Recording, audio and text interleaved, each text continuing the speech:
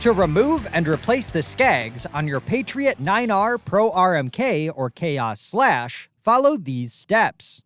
When replacing Skags, always replace in pairs, and follow all warnings listed in the owner's manual.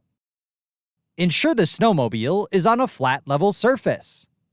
Begin by safely raising the sled so the skis are at least 6 inches off the ground.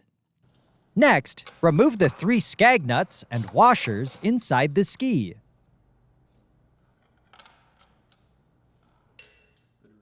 Then, pull the Skag down and out of the ski to remove. Inspect the Skag for wear or damage and replace if necessary.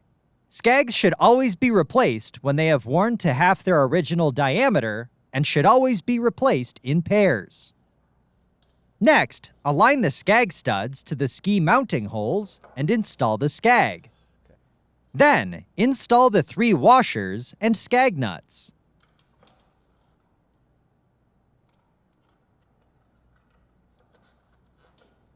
Torque the nuts to specification.